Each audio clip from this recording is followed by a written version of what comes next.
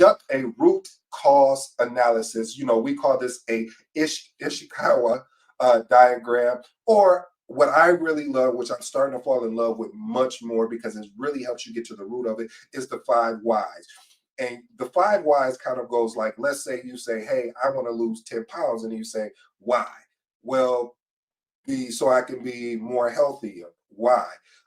So I can be around, live longer. Why? So basically, you keep asking these why type questions 5 times in a row, because this is going to allow you to watch this, family, to eliminate the surface or what answer sounds good versus to what actually answer we're really, what are we really truly trying to achieve. So having the ability to facilitate a root cause analysis session with the project team, using the five whys or the fishbone, which is the Ishikawa diagram, it really explores to the problem and the contributing factors. This is what something we miss.